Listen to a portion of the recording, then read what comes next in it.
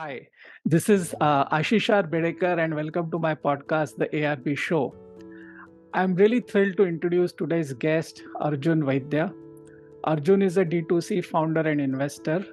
He took his family owned Ayurveda business to make one of India's largest online brand and then later to an acquisition. He also is now active angel investor, mentor to brands in the Indian startup ecosystem and is seen as many as one of the leading thought experts in the D2C space in India. Welcome to the show, Arjun. Do share your life story and your current focus with the two investment firms and overall D2C world. Yeah, Ashish, look, it's exciting to be part of the ARB show. And Thank you. it's a pleasure to be with you and have this conversation. I think it's been a beautiful journey for me with D2C, starting up, building a brand, taking it from 0 to 5,000 orders a day, experiencing the ability to reach 2 million plus customers across 16,500 pin codes in India, generate the value, create the value, be able to generate a large financial outcome from that journey for the business, and then move on the other side to being an investor, enabler, and sort of engaging and helping D2C brands from across the ecosystem. And so I think the journey over the last 6 or 7 years for me has been a journey that has also seen the space evolve, right? From having no D2C brands to having the word D2C used, or you see it every day in the media or the startup media, see hundreds of founders create amazing businesses, be a part of the journey either as an investor or as a mentor through the D2C mentorship program that we run, and now formally running a VC fund. I think it's been a beautiful journey, and through the last 6 or 7 years of D2C, I have evolved as an individual as well, as the industry has evolved. Great. And also, I think you also run a very interesting podcast show as well. Talk us about that. Yeah, look, I think I started in the pandemic. It's called Direct to a Billion Consumers. We actually finished 35 episodes and I stopped. I'm in the process of launching a new version, slightly different. That was a podcast to sort of interview just D2C founders and the top D2C founders across India, because there was no way for us to get content on D2C in India.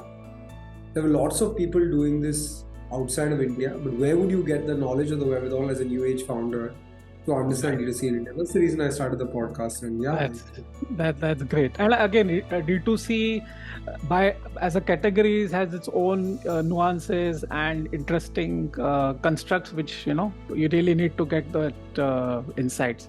So that's really nice. So as I said, typically in this show, what we do is request our guests to talk on generally 3 or 4 top do's and don'ts for a specific topic. And since your expertise is into the D2C area, why don't I request you to talk about top 3 do's and don'ts for building a D2C brand? And I'm sure given the very high interest of D2C, it would be something really helpful for the audience. And as we discussed, what I will also be doing is creating a presentation with the summary of your key thoughts and sharing it in the show call notes so that an audience can refer to them as well. So with that, over to you, Arjun. Let's start with the first do in your view. Yeah, so I think the first do would be when you're sort of conceptualizing the product. That's the starting point of the journey. Ask yourself 3 questions. What is the problem? What is my solution? And why do I have a right to win? Right?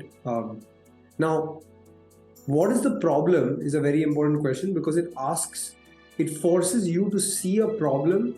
It's not just a problem for you, but a problem for a large set of consumers as well. And the biggest mistake we could make is build a brand that caters just to us, and there are like 100,000 of us in India or something like that, right? So that's the first one. Second one is, what is the solution, or how am I solving this problem, and why is this product even relevant to solve this problem, right? Because sometimes we just conceptualize something that seems like a solution, but it's not. And the third, I think, is the most important one. There are lots of problems, Ashish, to be solved in space. but I have no knowledge. I'm not an aeronautical engineer. So I don't have any right to win in that space. Whereas in Ayurveda, given my family legacy, history, the IP, the formulations where I had a right to win. So these three questions are very important for you to ask yourself when you're conceptualizing product. Right.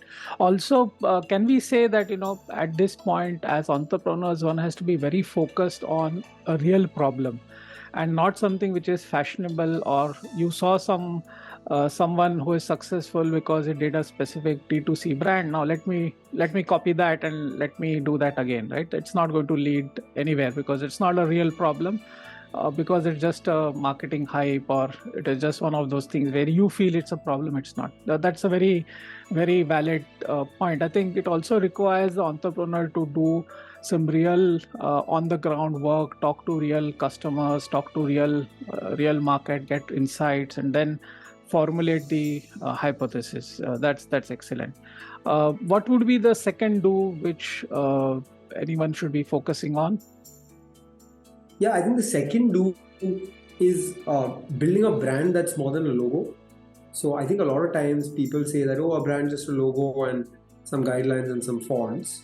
But a brand is really a vision, a mission, a purpose, a tonality, a white space in the market, and then something that's implemented across everything you do, whether it's your t-shirt or the way you speak or the way you communicate with customers or your branding in and outside the office, on your website, on your bags, on your packaging, etc. All of that, right? So brand is a person, it's a being, it's ubiquitous, and has to go past just your logo and your product. Excellent. So any use cases or any good brand, D2C brand where you Indigo Airlines. Okay. Not even D2C, Indigo Airlines. Exactly. From what the cabin crew is wearing and the badge they have that they wear, to the time sensitivity of everybody on the airline, to the messaging on the sandwich or the almonds that you buy, to the boarding pass, to the website, to the email you get, to the text message you get, it is the same. Exactly. The ad you see and the hoarding you see, it's all the same. Exactly. And in fact, even the collectibles, right?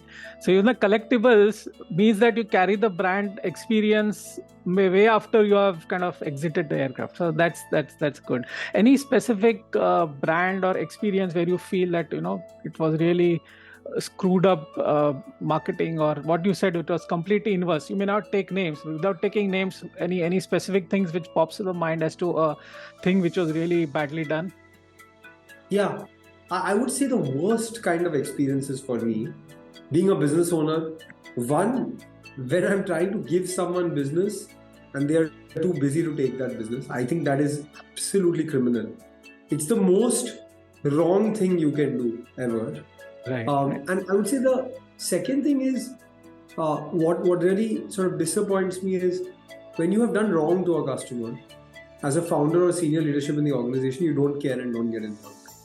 I think that's just unacceptable. Right. In fact, I think there was a recent case wherein Air India, there was a flight delay and the flight got diverted to Russia. And on the social media, there was this letter from, I think, the head of customer service. It was very thoughtful and a very nice letter, which kind of really encapsulated what Air India wants to be, right? They said that, it was not the experience they wanted to give, but it happened. And in fact, I think as per the image which I saw on the social media, they gave a refund and plus some tickets. So customer clawback or customer dissonance management is also very true. And yes, and when you're talking of D2C, you just have a couple of moments of truth with the customer. So if you maximize those opportunities and create a everlasting experience, that's great. So that's a very valid and very nice thought. What would be the third do in your view? I would say the third do for me is staying close to your customer. What do I mean by this? I mean that, initially when we had launched the brand in November 2017, there was no customer service, CRM systems, etc. We had one Android phone. where we used to get all the customer calls. I used to answer all the calls on Sundays. Right. The learnings I got from those calls shaped the business over the next 4 years. Right. So, however big you get, the founder of Purple, Manish Taneja, told me, never ever lose sight of your customers. Right. Never lose that relationship, that bond, that communication with the customers. Right.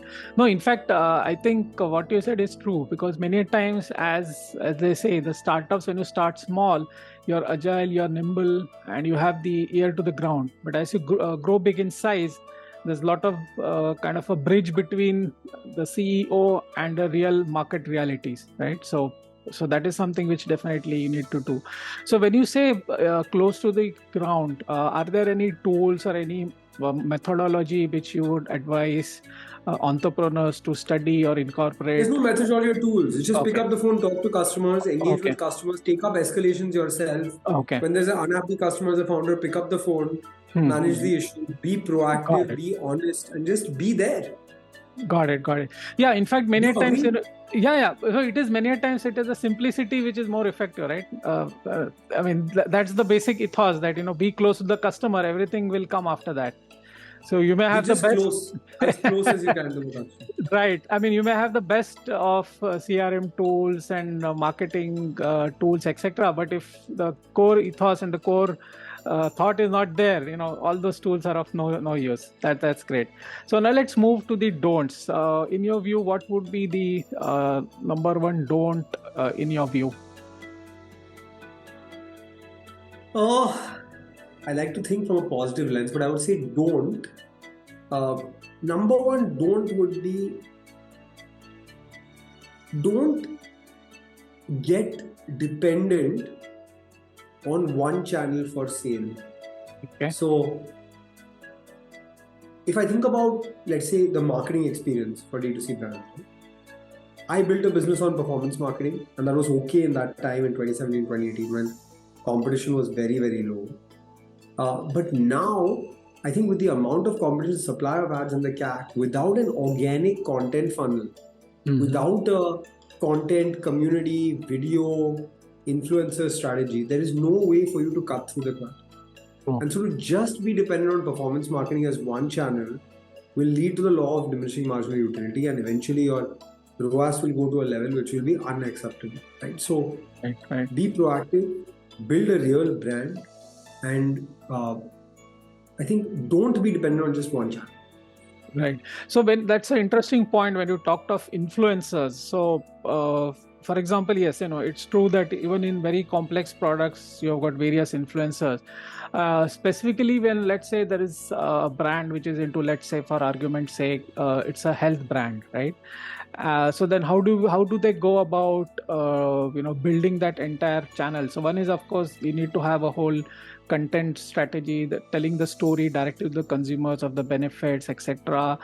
Creating content, talking of placing the product in the life, something like that. So what would be your advice for terms of engaging with influencers? How does one go about that? I think actually the one thing I've learned from, I have a bunch of friends now who are creators and influencers. I think the brands who make the most rigid guidelines and scripts are the campaigns that seem the most fake. And now people can realize, right, Ashish, that it's paid. It's not real. Right? So doing your research, finding people who are more relevant to your brand rather than people who are used or have the most following.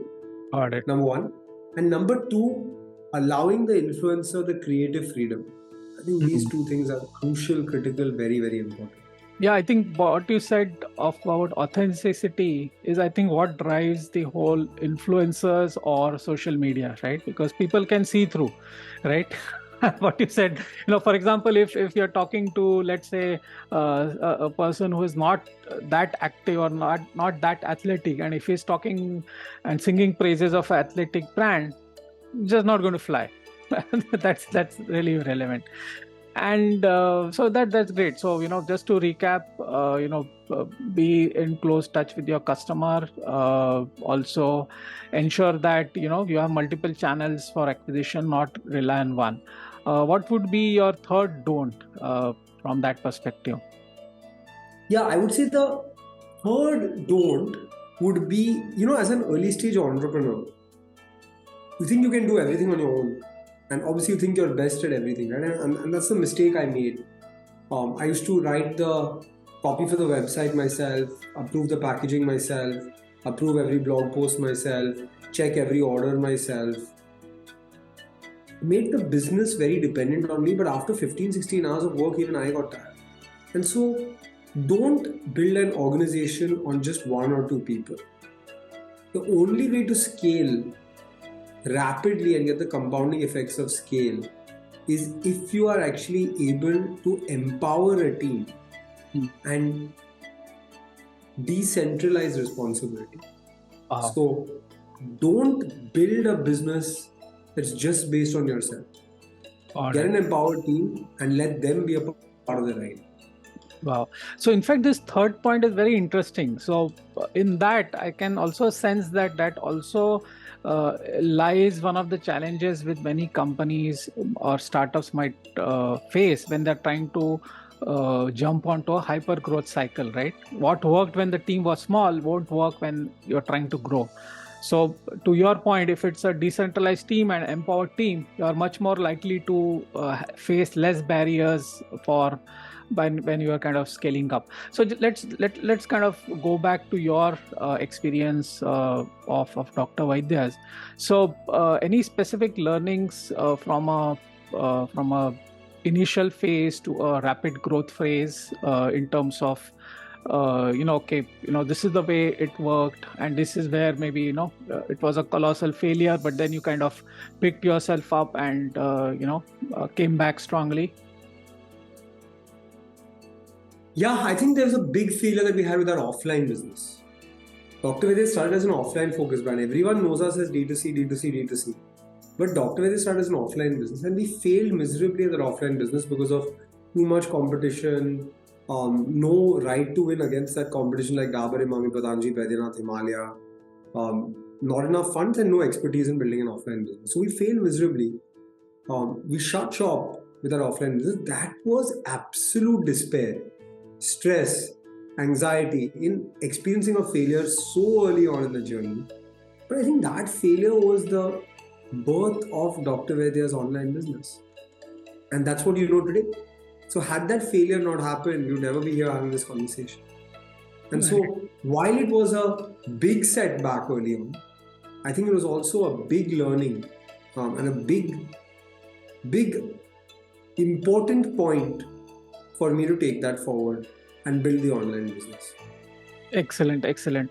So here, when you talked about, you're also a mentor to many of the D2C brands and also investor. So any interesting D2C startups which you would like to share with us? And are you also only focused on India with these brands, or have you seen any good use cases of such D2C startups doing well in India as well as expanding in other countries? We're talking about Indian startups going global? Yeah, Indian startups, whoever you have mentored, right? Any nice stories or any anecdotes you can share? Of brands going global? Brands which have been successful in India as well as brands which have gone global. Yeah, look, there are enough stories of brands which have been successful in India. I think the brands which have gone global from India as D2C brands, Vadam Teas is a great example. Okay. Bala has been on my podcast. Skillmatics, Dwarnin. Okay. From Skillmatics taking Indian educational toys global. That's a great example. We have seen the Ayurveda experience, Rishabh, take Ayurvedic personal care products global. So I think, especially in tea, Ayurveda, yoga, spirituality, I think meditation, those are low-hanging fruits for us to take India global. Right. Because also there is a strong acceptance with the overall brand India per se, right? I mean, just like India is now also known for techies. Traditionally, all the Ayurveda yoga has been our strong forte, right? So anything which you can leverage there makes sense. That's perfect. That's great. So I think great. Thanks, Arjun. I think it gives a great perspective. And thanks, dear listeners, for tuning in. Presentation in the show call notes will have Arjun's social media links, bonus contents as well, and that you should definitely check. And do subscribe, share, and like this podcast. It's available on Spotify, Apple Podcasts, YouTube, and others. Bye for now. Talk to you soon.